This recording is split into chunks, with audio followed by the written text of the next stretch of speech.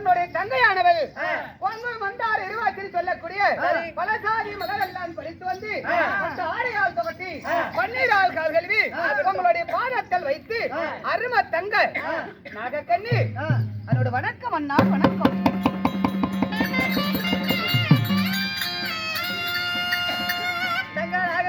அண்ணா என் பாத படிதல்லவா வாழ்குவாய் வாழ்குவாய் வையகத்தில் கோடான கோடிக்காலம் வாழ்ந்திருப்பாய் தங்கா வாழ்ந்திருப்பான்னு சொன்னேன் அண்ணா என வாழ்வா என்று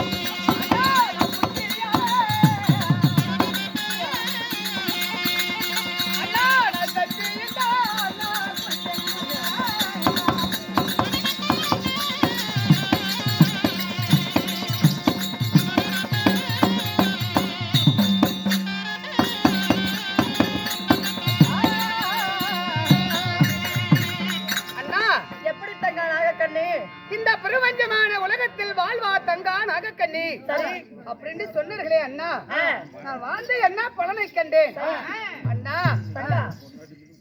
எது கேட்டாலும் உன் தங்கைக்கு எது கேட்டாலும் தருவல்ல.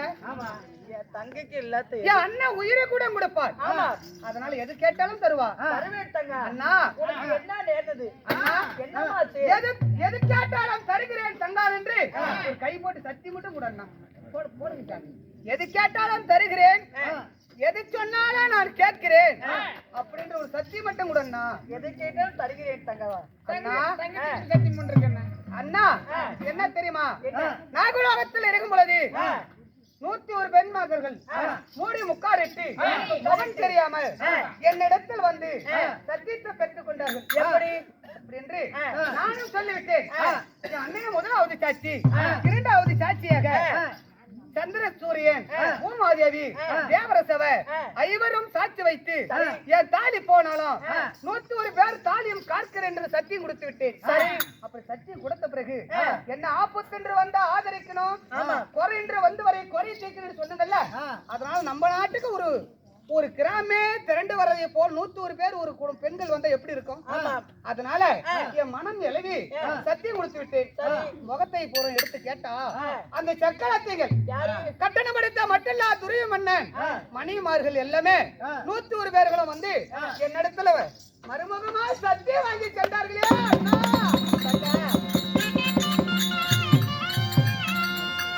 எப்படி சத்தியம் வாங்கினாங்க? எப்படி என்றால் தன்னுடைய கணவர் எல்லாம் வடகோடி கானகம் சென்றார்களாம்.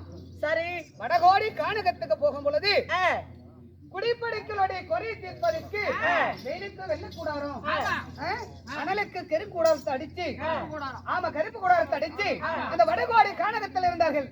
அப்படி வடகோடி கானகத்தில் இருக்கும் பொழுது அந்த வடகோடி கானகத்துல தீர்த்தகிரி மலையை ஆண்டு வரக்கூடிய மகடவர்த்தார் சூரன் என்று சொல்லக்கூடிய மகடவர்த்தார் சூரனானவன் அந்த காளியா கோயிலுக்கு வேகாத உடல் அழியாத செல்வங்கள் அப்படி என்று சொல்லி 101 கரம் 202 சரம் இப்படி படைத்த மன்னன் எங்க சென்றார்? எங்கே? வடகோடி கானகம் சென்று அந்த பாவியாகி அந்த மகடவரத்தான் 101 பேர்களும் மீன வேலையை சுற்றத்தை போல் வெளியே வீசி எல்லாம் 101 பேர்களும் பிடித்துக் கொண்டார்களாம். அவன் பிடித்து காலைய சூரியன் உதவுவதற்கும் முன்னால காளியா கோயிலுக்கு வெற்றிக்கு பலியிடுறதுக்கு கொண்டு வந்து கொண்டிருக்கிறானோ.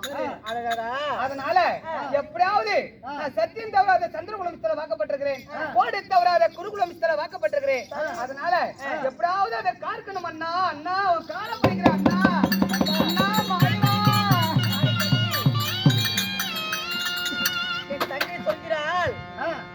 தீட்டுகிரிமலையை ஆண்டவரக்கூடிய மகடவர்த்தா சூரனாகப்பட்டவன் மூவரமும் வாங்குவதற்காக காளிகா தேவிடத்தில் வரம் கேட்டிருக்கிறார்.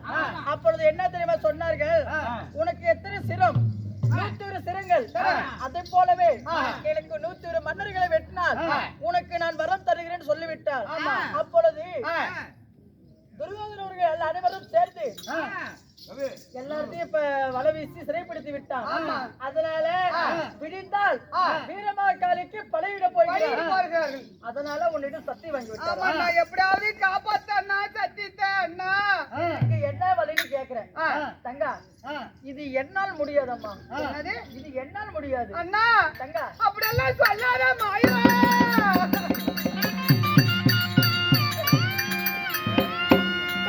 அழித்தில் படைத்தல் சொல்லக்கூடிய இந்த உலகத்துல அத்தனையும் தெரியாது ஒன்னால எங்கேயுமே இல்ல.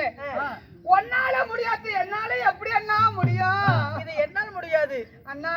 உன் கையில் தான் இருக்கின்றது. ஐயோ அண்ணா.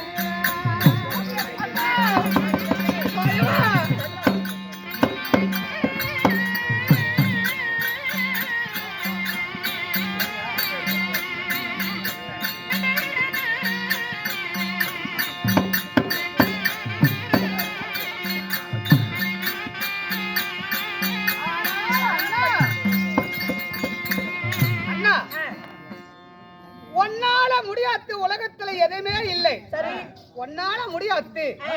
இந்த நாக கன்னியாலதான் முடியும் சொல்றீங்களே அண்ணா. என்னன்னா காரணம் எப்படி தெரியுமா தங்க? நான் அறிந்தவன், தாங்கள் அறியாதவர். நான் அறியாதவள். எப்படி தெரியுமா? தெரிந்தவர். நான் தெரியாதவள். ஆமா. எப்படின்னா என்னால முடியும்? எப்படி தெரியுங்க? எப்படி தெரியுமா தங்க? அண்ணா உன் கையில் தான் இருக்கின்றது அண்ணா. அது என்ன தெரியுமா? என்னன்னா எப்படி தெரியுமா? அன்றொரு நாள் நீ கர்ப்பமாக இருக்கின்ற பொழுது நான் கதை சொன்னேன். போகுங்காலம், நிகழ்காலம், எதிர்காலம், வாழ்ந்த காலம், 3 காலம் சொல்கின்ற பொழுது, நான் கதை சொல்கின்ற பொழுது, என் கர்ப்பமாக இருக்கின்ற பொழுது, அப்பொழுது நான் கதை சொல்லிக் கொண்டிருக்கும் பொழுது ஒரு சொல்லுக்கு மட்டும் நீ ஊங்கொட்டினா. நான் ஊங்கொட்டினேன். எப்படி? ஆமா. ஒரு சொல்லுக்கு நீ ஊங்கொட்டினா. ஆமா. மற்றொரு சொல்லுக்கு தூங்கிவிட்டேன். நீ தூங்கிவிட்டால். அப்பொழுது காலையில் கேட்டேன், தங்கா நான் கதை சொன்னேன். கதை நல்லா இருந்ததா? நல்லா இருந்ததா? எப்படின்னு நான் கேட்கும் பொழுது சொன்னேன். நீ என்ன சொன்னாய்? அண்ணா கதை சொல்லும் பொழுது ஒரு வார்த்தை மட்டும் நான் ஊங்கொட்டினேன், மறு வார்த்தை நான் தூங்கி விட்டேன் அண்ணா, தெரியாதுன்னு சொன்னேன் அப்படின்னு சொல்லிவிட்டார். ஆமா. அப்பொழுது நான் பார்த்தேன். எப்படி தெரியுமா தங்கா? எப்படினா நீ கர்ப்பமாக இருக்கின்ற பொழுது உனக்கிட்ட ஒரு மகன் இருக்கிறான் தங்கா. உனக்கென்று ஒரு மகன் இருக்கின்றான்.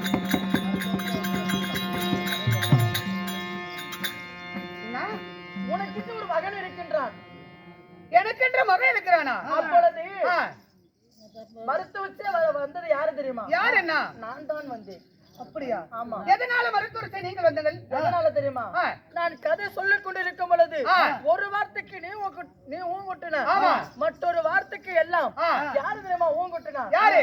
உன் வயித்துல இருக்கக்கூடிய சிசுவானது என்னுடைய மகன் கதை கேட்டிருக்கிறான். அதனால அப்பொழுது பார்த்தான் உன் மகனாகப்பட்டவன் இந்த மாயவன் இப்படியா, இந்த மாயவனை என்ன பண்றது அப்படின்னு என் மேல அவன் கோபத்துடன் இருக்கிறான். ஆமா. அப்பொழுது உனக்கென்று ஒரு மகன் பிறந்தான். உனக்கு அளவு கட்டி பொறுக்கல, எதுவும் பொறுக்கல. மருத்துவச்சியாக வந்ததும் நான் தான்.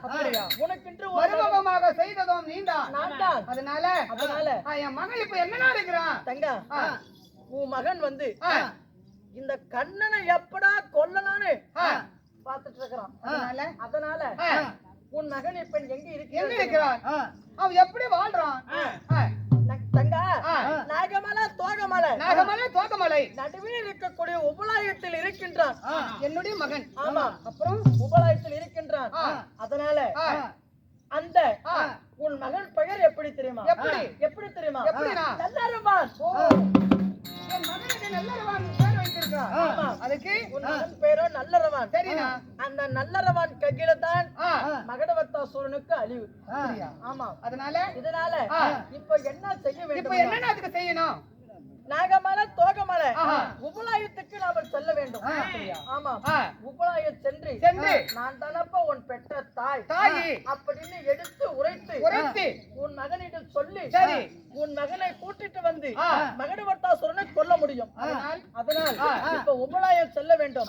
அப்படி உபலாயம் செல்வதாக இருந்தாலும் தங்கா, உன் மகன் என்ன தெரியுமா?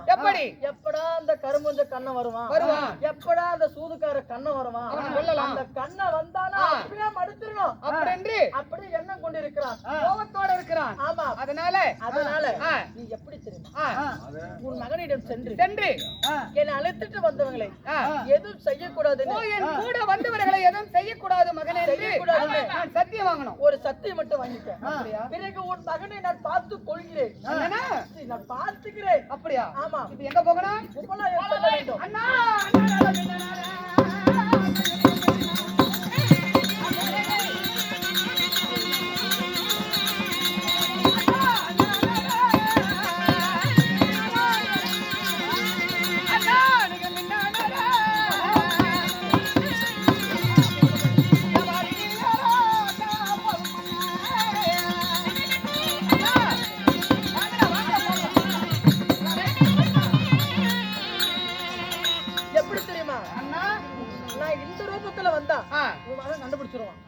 அதனால நான் ஒரு பட்டு பூச்சியாக அவதாரம் கொண்டு உன் பின்னாலே நான் வருகின்றேன்.